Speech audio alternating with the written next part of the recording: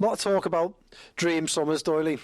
Don't get me started. I'm not going to ask your dream summer, but what do you think a dream summer and dream within? I'm not talking Mbappe, Haaland, Bellingham. I'm talking within the realistic realms of Liverpool. What does a dream summer look like for Arne Slot? One where they sign all the players on the first day of the transfer window. Very unlikely to happen, so give us a more detailed answer than that. A more detailed answer. Listeners. And viewers. I mean, he's going to have to sign a wide midfielder to start preparing for the departure of Mohamed Salah or Luis Diaz. One of those will have gone inside the next 12 months, if not two. They need to sign a centre-back because they need to start moving away from Virgil van Dijk. In the long term, I'm talking. Because obviously Quanta was a bit of a bonus for them. And they need to replace Matip anyway. They need to sign a defensive midfielder for the reasons that we've just explained. And we're all set Van den Berg, by the way, in defence. He's been there for 5 years, hasn't he? And he's the reason why he played 4 games. Very good season in Germany. I know he's had a very good season. Yeah. Very good for his value for Liverpool to. Him and Harvey Elliott signed the same summer, and Elliott's had the season out on loan and played over 100 times, and Van den Berg's played less than half a dozen, I think. And they signed Adrian, and he won about 3 or 4 trophies.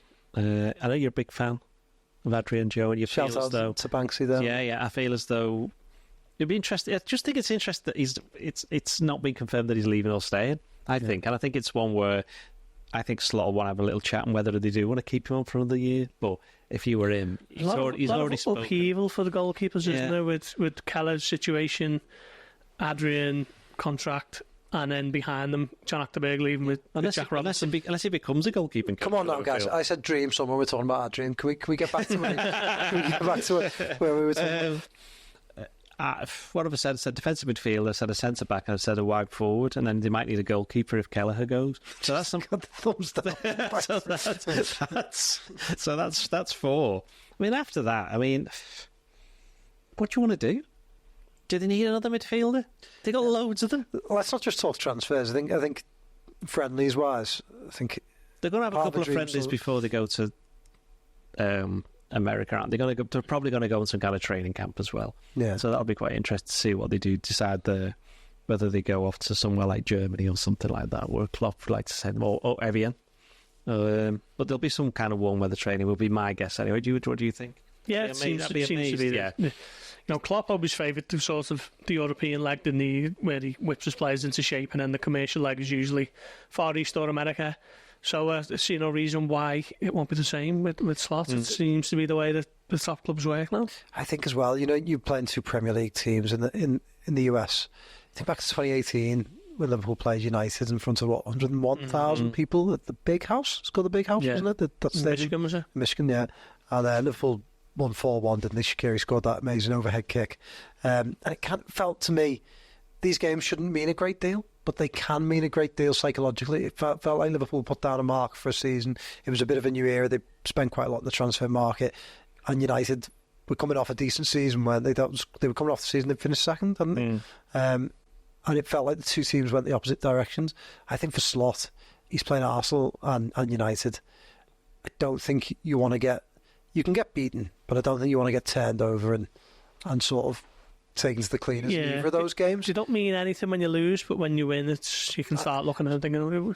I think they can mean a lot when you lose, though, if you get really turned over. I think you can get beat 1-0, 2-1, 2-0, but if you start getting beat 4-1, 3-0, there could be early questions around them, and I think that probably isn't ideal for him. Yeah, we've seen it with Núñez, didn't we, when he came on and it was a friendly against United, and then all of a sudden he's gone viral because of a couple of shots that and then he was sort of on the back foot there, and Liverpool lost that game against United and then went on to have a dreadful season in the It was 22-23.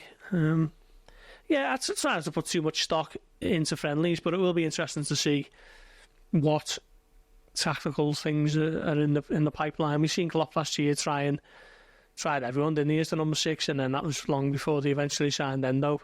There's always little things to look out for, but I'm not massively in agreement to mean a whole lot, the results. But what I think we're quite interested as well is that the fact that the games are played in the middle of the night over here, and most fans just won't watch them.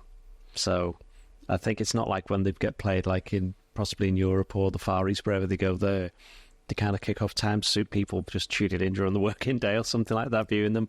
Can't see lots of people getting up, staying up in the middle of the night to watch the games. And I think the next morning they'll see the results and go, oh, or whatever. Or rather, they'll read Gorsty's stuff and take his analysis from that rather than actually watching the games.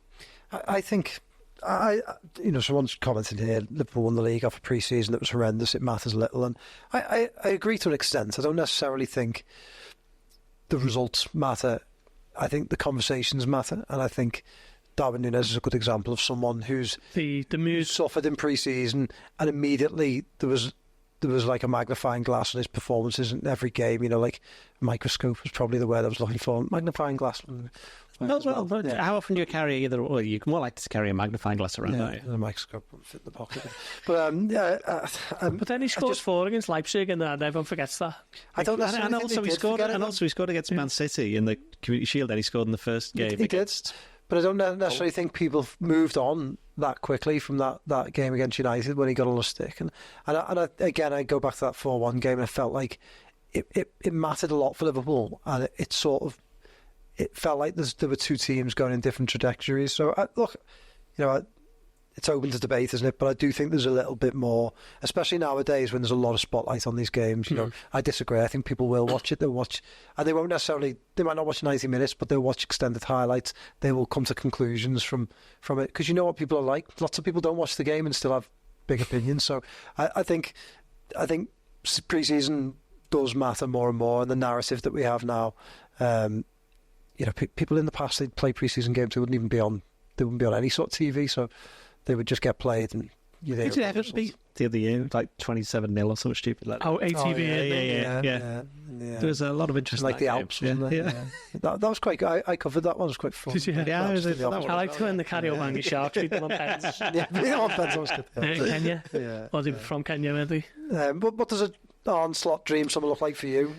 Yeah, I mean, Liverpool still need a number 6, don't they? The age-old search for a top-class defensive midfielder goes on. I thought Endo had a good season, all in all, but Liverpool still lack a real top-class operator there, like Fabinho at his peak. So, someone there. I still think they need a replacement for Joel Matip, even with the emergence of Jarrell Kwanzaa. And a lot depends on Luis Diaz, I think.